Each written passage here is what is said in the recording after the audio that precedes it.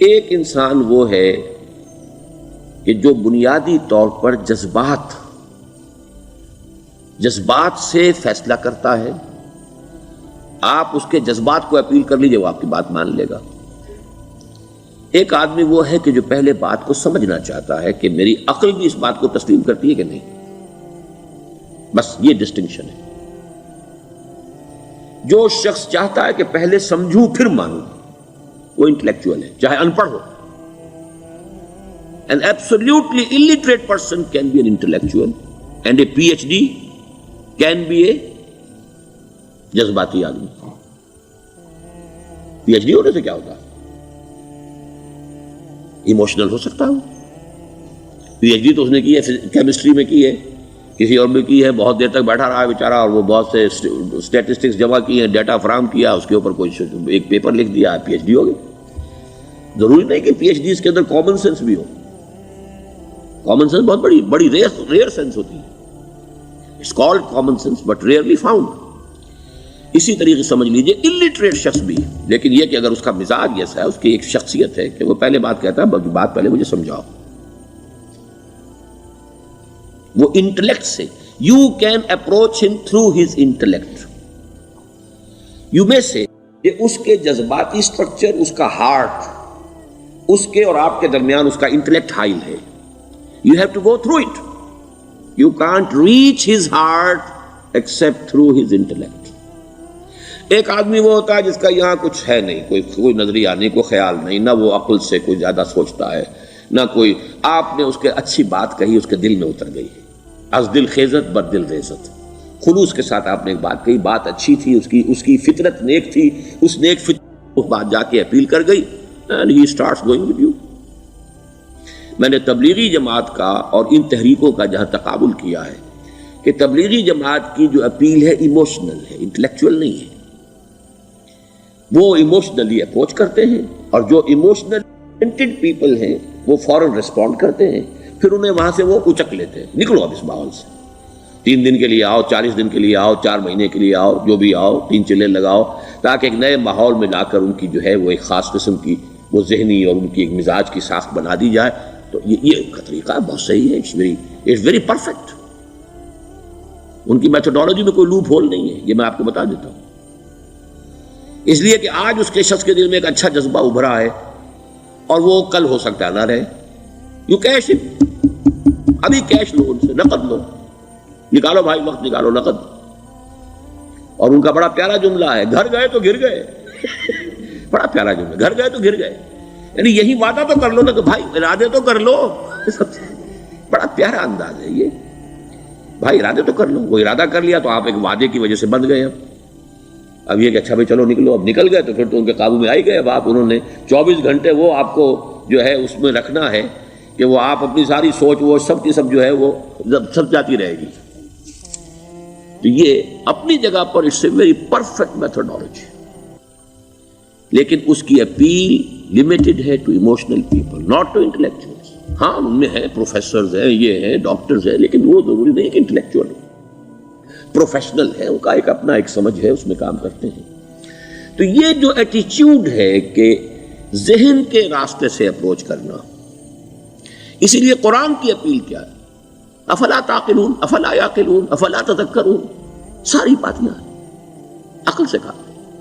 ابھی میں نے جیسا کہ آپ کو بتایا، قرآن تو یہ کہتا ہے کہ بغیر یا تو عقل سے بات مانی جائے گی، اور یا قرآن کی بات مانی جائے گی، یا رسول کی بات مانی جائے گی. العلم علمان ولا تخف ما ليس لك به علم ان السمع والبصر والفؤاد كل اولئك كان عنه مسؤولا. کسی ایسی چیز کی پیروی نہ کرو جس کے لیے تمہارے پاس علم نہیں. علم 2 ہے، یا آپ کو اپنے حواس کے ذریعے سے علم حاصل ہوا ہے، عقل سے حاصل ہوا ہے، اور یا پھر یہ کہ وہی سے حاصل. تو یہ ہے اصل میں کسی بھی انقلابی تحریک کے لیے جو پہلا نیوکلیس بنتا ہے وہ انٹلیکچوئلز کا ہوتا ہے. پھر یہ کہ وہ چیز جو ہے عام لوگوں کے اندر بھی نیچے اترتی ہے. اس کے بعد جو فائنل سٹیج ہوتی ہے اس میں تو آپ کو عوام کو موٹیویٹ کرنا پڑے گا. اب وہ وہاں انٹلیکچوئل اپیل نہیں چلے گی، وہاں پھر ایموشنل اپیل چلے گی. لیکن وہ کب چلے گی؟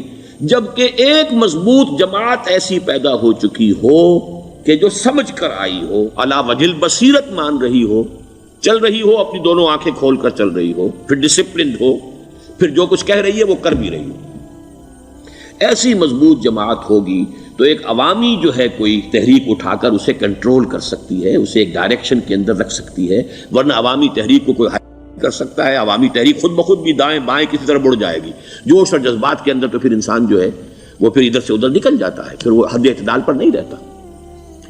اس کو کنٹرول کرنے کے لیے جیسے ریڑھ کی ہڈی ہے انسان کے جسم میں، وہ جب تک کھڑی ہے میرا پورا پوسچر کھڑا ہے، اگر اس میں سے کوئی ایک من کا بیٹھ گیا تو کوب نکل آئے گی انسان کی۔